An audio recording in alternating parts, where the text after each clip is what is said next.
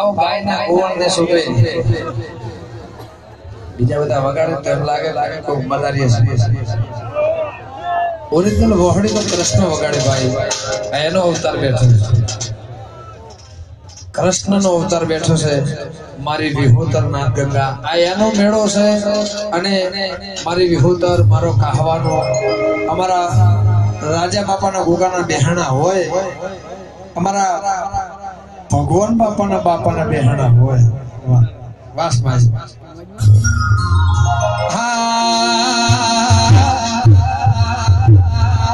પાવો ભાગ્યો ને લે લાગી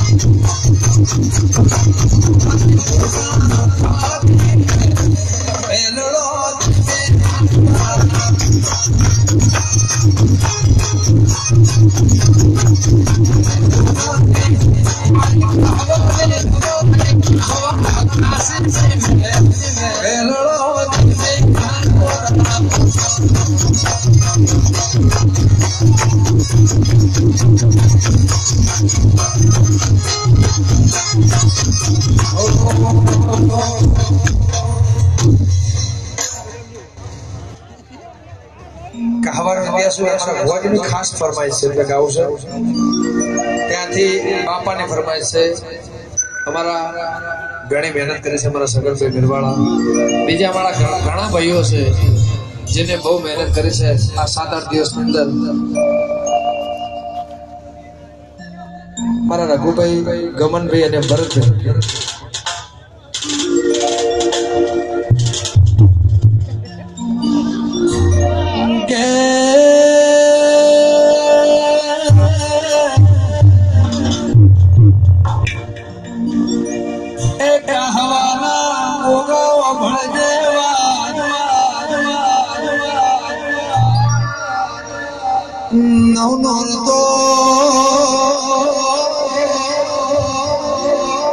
चैतर महीना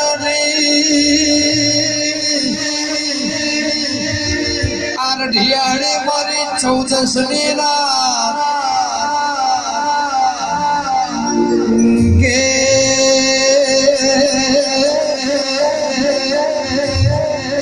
दुनिया कैसा विहलाना गुगाना झूठा शोकत ना खवाय इतिहास से जोड़नी पीढ़ी ना के कहवानी पुनई से कोई नाती ना थाय हवार मारो गुगो बोलो तो भोजना थाय इमोय पासो जागतो बोलो तो भोजना ना उदमो बोली जाए तो खराब फोरना थाय के जागरिया मारी दुहरिया बननी बिहे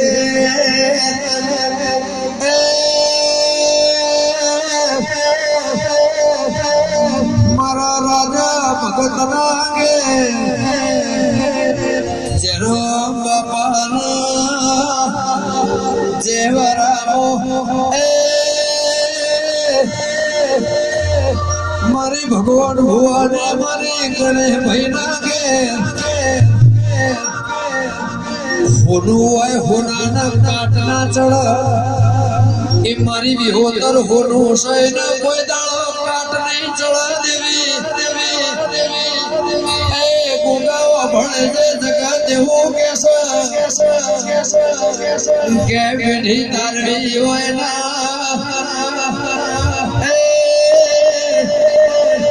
जिना पवित्र लेख लखवा होए ना गंगा जमुना जाऊ पड़ा हरिद्वार में बेड़ी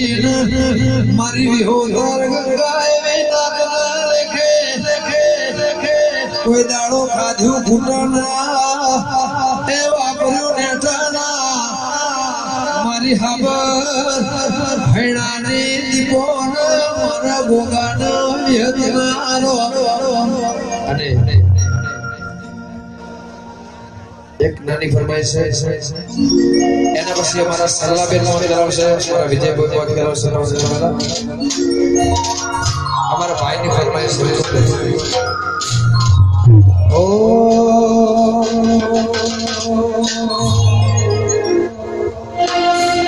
मोर बने छनका करे वाले मोर बने छनका करे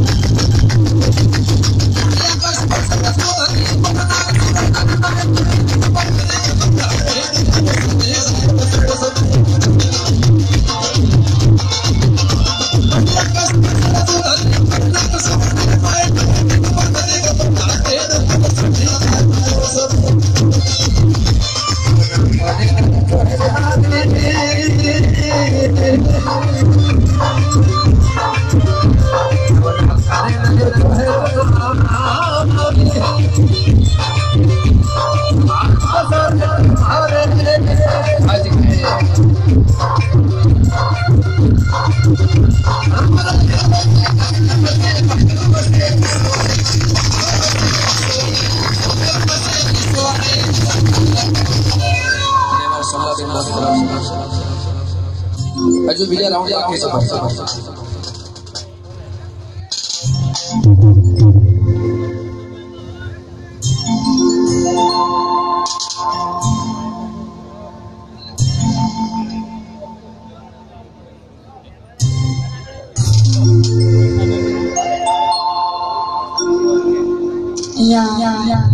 સરસ મજાનો